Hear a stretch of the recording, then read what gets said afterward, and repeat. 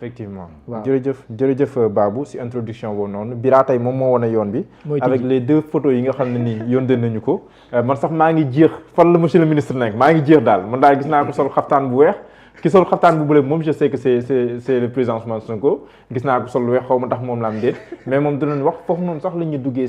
si biir waxtaan bi monsieur le ministre responsable Pastef nga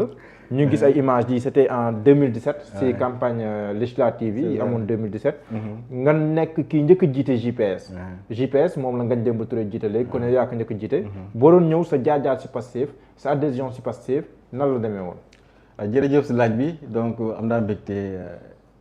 vraiment c'est une surprise gis image bi nii. mais est-ce que xàmme nga sa bopp sax ci photo ba pare su ma juumul côté ci la PTSN fekk président Sonko jëloon décision donc visiter Sandaga zone boobu. C'était en préparation comme ni mu ko waxee élection 2017 yi législative. donc suñu première participation aux élections gis nga grande mosquée moo nekk noonu. zone PTSN bi la woon noonu donc vraiment. yow yaa sol xaftaan bu weex. waaw sama président. non il faut que Diop il faut que moo ñëw ci sol xaftaan bu weex yi. pourtant man kay maa ngi naan moom la wala du moom. photo bi sama téléphone sama téléphone foo jëlee photo bi. maa ko photo sama téléphone. parce que j'étais avec vous.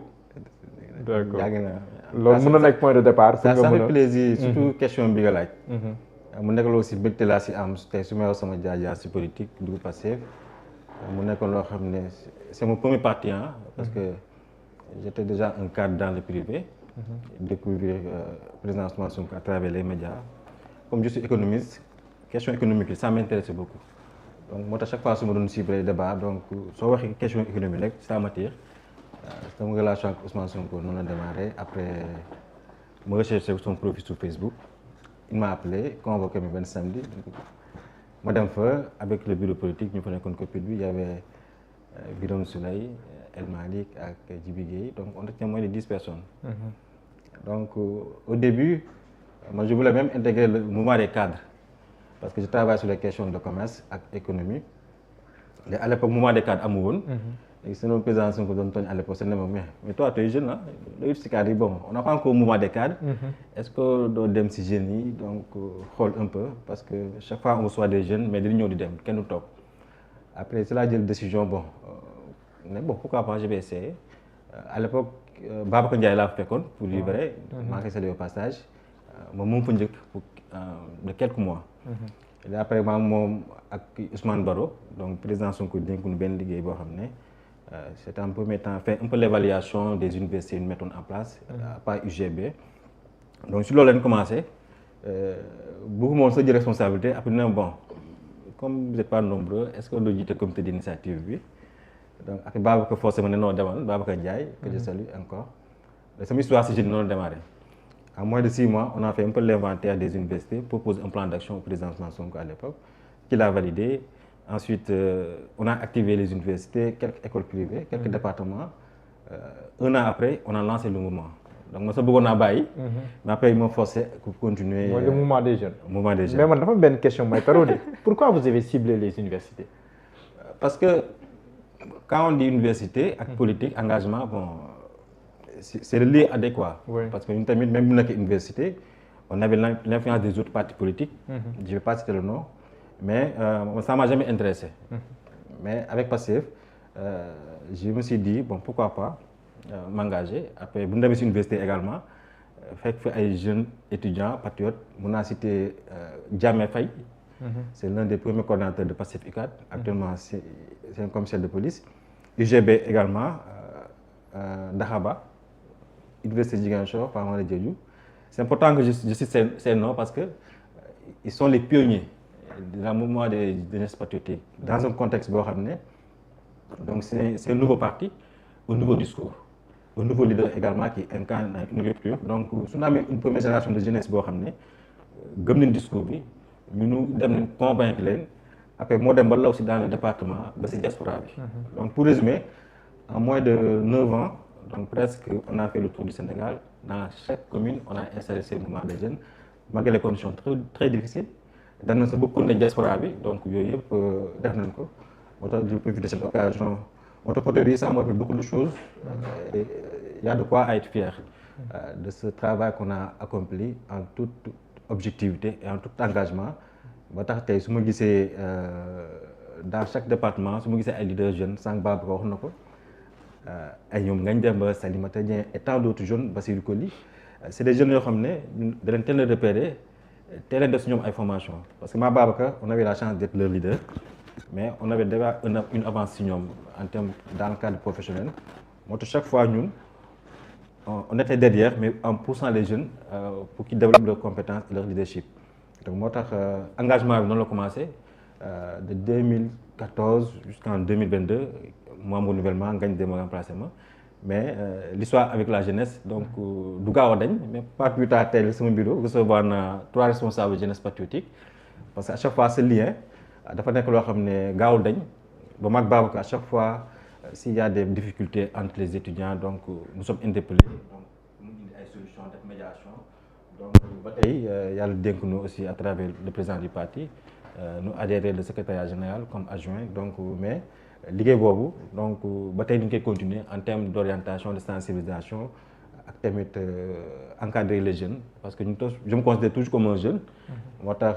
chaque fois rupture boobu du ma ko def ak ñoom moo tax loolu également donc c'est un plaisir may rappeler l'histoire à travers cette photo donc du ñuy également mes collaborateurs yu ma jotoon liggéey ak yooyu yëpp pendant presque 9 ans dans tous les 46 départements du pays et de la diaspora fekkee événement yëpp nag toutes les élections fekkee nañ ko tous les grands combats aussi fekkee nañ ko taxaw si en toute objectivité et en toute intelligence moo tax loolu peut-être dina si ñëw si discussion yi mais ci côté jeunesse bëggoon naa ñu taxawu tuuti ñu bari dañ leen di dàkkantal parti Pastef parti jeunesse yow nga bokk ci ñi nga xam ne yow a dooree ci côté boobu noonu comment est-ce que cette idée là est venue ngeen yaa xam ne ñi ñu war a gën a repérer cette fois-ci la jeunesse moom lay doon et au début la connexion c'était quoi parce que man dalal naa fi ñu bari ñu nekk ay jeunes mais dañ naan ma à travers les universités comme ni nga ko waxee foofu la ñuy defee junj di identifier Ousmane Sonko comment est-ce que le idée bi ñëwee ngeen xam ne jeunesse bi ci ngeen war a plonger wu et bi ngeen ñëwee connexion bi c'était comment exactement. C'était spontané comme je l'ai dit sànq tout a pris le départ à travers le discours et le leader donc président Sonko ku dégg discours en tant que jeune forcément de si intéressé wu c'est vrai que sànq wax naa université mais à l'époque on a beaucoup utilisé les réseaux sociaux donc on avait créé beaucoup de groupes Telegram, WhatsApp à l'époque bi ñu doon permettre chaque fois on faisait des réunions en ligne on faisait des stratégies tamit en ligne di wàcc ci terrain bi di massifier comme image bi di ko wane lii donc ñun nous sommes des hommes de terrain donc fépp ci Sénégal man politique moo tax ma xam Sénégal donc j'ai fait machallah presque su ma jummi depuis 2017 j'ai fait le tour du Sénégal toutes les caravanes des élections législatives présidentielles locales j'ai fait partie du caravane nationale. yow fan ngay militer? Je suis militant de Dakar. Dans Dakar, ok. Dans le département de Dakar, mais ancrage national la am donc parce que nous sommes sollicités partout à travers le territoire et les 15 départements même pour la diaspora. Parce que une position nationale moo ñu ko permettre mais si base bi tamit au niveau du département. À travers les communes de Dakar donc ñu ngi activé entre Biscuiterie Hann Bel-Air ak Ñaari Tali. xam naa Bira moom dina indi laaj bu am solo mais laataa loolu tudd nga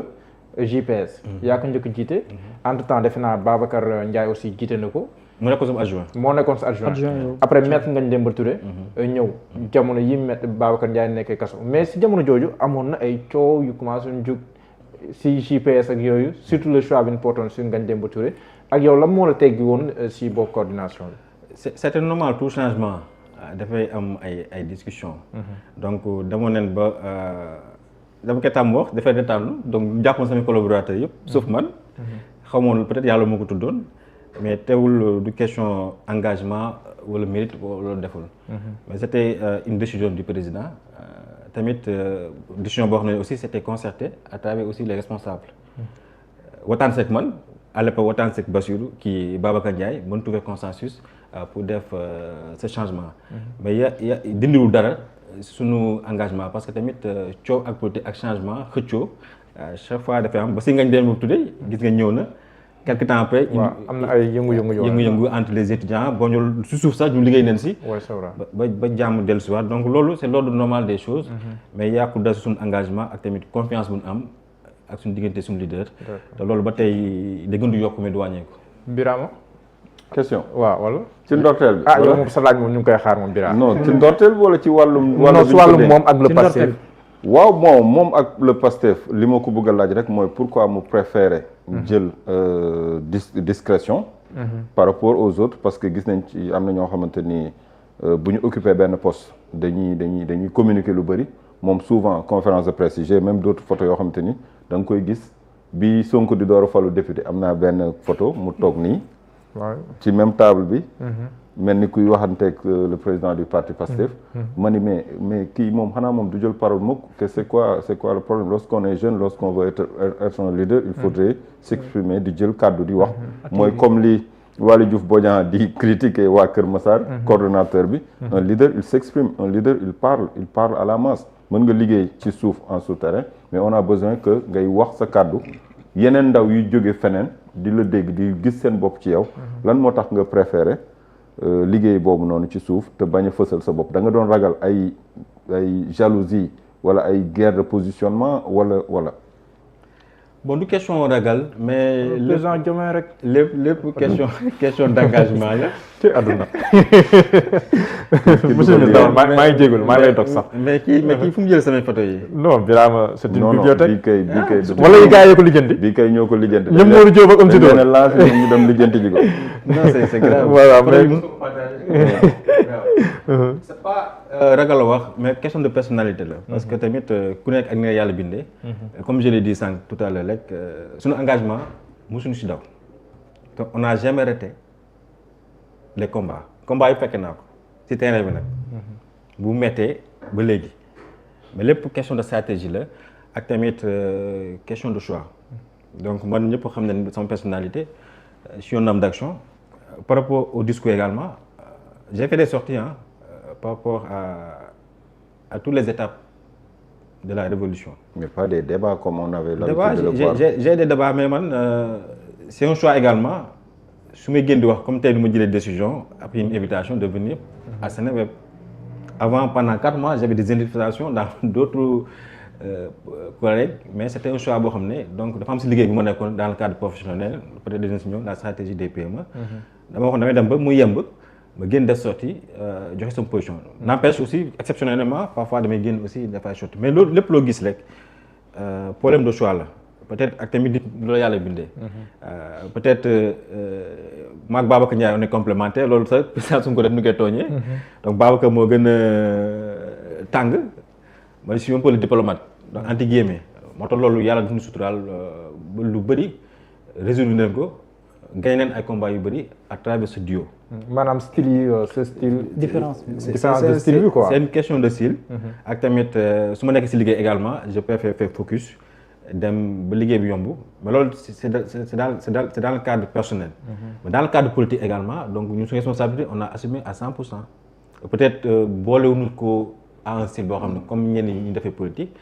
mais sur le plan résultat te suñu demee ba am un appareil fort dans Pastef mun naa yëg sama loxo ne man am naa si wàll ak ñi mu ànd liggéey en toute modestie parce que liggéey bu métti woon la bu jafe bu am risque tamit mais ça ne nous a pas fait mis en arrêt au soit di am hésitation donc on est toujours resté nous-mêmes président Sonko ak président Diomaye à l'époque c'était les jeux du parti ils nous ont beaucoup encadré motivé jox ñu aussi les moyens yu ñu soxla woon pour ñu mën a def suñu politique au niveau de Pastef mais du question ragal wala dara donc tout sauf ça. li tax ma wax loolu mooy dama seetlu au tout début waa Pastef dañu gisoon ni amuñu woon ouverture ci yenn këru tasukaay xibaar yi. ba ñu préféré miser sur les réseaux sociaux. est-ce que du loolu moo parce que ba léegi dafa am ñoo xam te loolu moo leen topp am na ñoo xam ba léegi dañu am réticence ci li nga xam te ne moo di les médias classiques parce que dañu jàpp ni ba ñuy jóg seen ndorteel gars yi ubbiwuñu leen woon seen i bunt. ba tax na ñoom jàpp nañ ni c'est pas trop important ñuy dem ci médias yi di communiquer comme dañu ñu tëjaloon seen bunt nañ ko ne di ko tëj am na ñoo xam ba léegi ci idéologie boobu lañ nekk même bu ñu ko waxul. l'autre chose mooy aussi ma gis ni 2022 yegg si na Yewwi Askan Wi taxaw ñu bëri. tàmbali am ay bëgg-bëgg tàmbali am ay objectifs ci laaj ay mairie ak yu ne men ba ci poste député ma gis ni léegi rek bi la Mouhamed Diallo laajee fan ngay militer da nga ni ko Dakar mais ji moo spécifié ça veut dire que ba léegi amoo bëgg-bëgg pour am ancrage territorial comme tout acteur politique parce que acteur politique décret rek ça ne suffit pas li lay may nga am crédibilité si sa biir parti ak si ñi nga seqal géopolitique bi mooy nga am loo xamante ni askan bi ñoo la ko dénk. ngay wane ni je suis un technocrate mais aussi je fais de la politique. loolu lu am solo la question d'appréciation la à mon avis. bien sûr donc te mun naa de manière spontanée mun naa si tontu parce que man depuis toujours man dama jàpp ni man benn objectif politique laa am à l'époque pour mu engagé wu politique mooy fal le président du parti comme président de la République donc sama objectif politique ak sama ambition politique dama ko jël teg ko fee ne man président Sonko moom laay fal président te lépp lu mu laaj dama ko si def ba yàlla def tey loolu antul en 2024 le président Diomaye nekk le président donc engagement boobu si leen continuer ba tey même si que ñu ñëpp tey aussi suñu engagement malgré tamit contexte bu bees bu mu am bëggoon neen président Sonko nekk président Diomaye nekk na ko donc loolu également donc lu ñu jël en compte la également pour xool aussi dans les perspectives et le futur ban taxawaay leen am pour horizon 2050 bi du bëgg jëm également donc ñu mën ko atteindre mais pour man acteur politique ak base politique pour am ancrage question d'appréciation la bëri na ay responsable yu bëri ñoom au contexte des fédérateurs je vais pas citer de département sànq manqué aussi sama kàddu mais bi mu naan tey recevoir naa sa ay responsable jeunesse patriotique dans un département mais c'était juste pour apprécier ay contentieux yu fa am pour xool aussi lan mooy problème bi ak ban position leen war a jël pour jéem a jubaloo responsable yi pour nu mun a aller vers l'essentiel pour ces consommateurs. donc justement question boobu moo ñëw dans différents départements. yow mi daan def wàllum coordination et tout. nga gis aujourd'hui coordonner kese commencé di jur ay problèmes mel ni lu ñuy xëccoo la ça veut dire quoi ak pour yow aussi lan moo indi ba waxtu bi ñu toll fa Pastef mel ni kuy delluwaat ginnaaw ci lu muy doog a sos ci côté boobu noonu. du lu bees dans Pastef depuis 2024 donc parti bi mu doon commencé mars 2022 du moins ci élection locale yi ak législative bi si la xuloo yi commencé am dans Pastef entre les responsables dans un département pour positionner wu tout ça mais on l'a toujours géré parce que on a une commission de règlement des conflits dans le parti donc depuis 2022 2021 donc contentieux yi bëri ci choix ak investiture yi commission boobu moo tranché donc coow yi tey dans le département du lu bees mais du également lu ñuy rafetlu surtout tey suñu xoolee par rapport aux directives du président du parti dernière directive bu mu génnee récemment au mois de décembre qui fait appel à l'engagement et la massification et la structuration dans chaque département du pays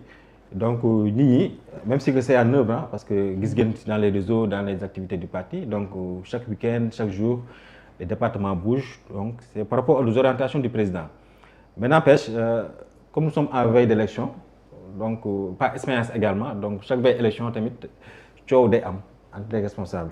mais lu supp solo rek mooy su ñu demee ba si cappaandaw bi donc loolu sax ku déglu le président du parti Ousmane Sonko même dernier tournée bi mu def récemment à Guinguinéo donc j'étais là-bas donc ci discours am chaque fois il rappelle ça que kenn empêché wu nit am ambition mais dañ nekk ci benn organisation politique boo xam ne aussi donc dafa am leader dafa am un secrétaire général un secrétariat général et des instances du parti donc instance bi tey suñu joxee les orientations par rapport aux élections locales conditions yi ñu fay demee donc nous tous en tant que responsables on doit se conformer moo tax tey yi may gis tey dans certains départements des points de presse opposés objectivement du may rafetlu parce que tey toll nu foofu c'est pas les orientations du président du parti mais nag du si ñàkk si veille élection lañ nekk donc chacun day jëm positionné wu mais nañ xam ni rek donc dans Pastef yooyu mun na am mais suñu demee ba cappaandaw bi orientation yi président défini ko donc nous tous on s'aligne par rapport aux décisions du président du parti et des instances. D'accord loolu am na solo introduction la woon introduction bu am solo mais Babou demal ak doyen. waaw par rapport ak la sortie du président du parti parce que mën nañu ko wax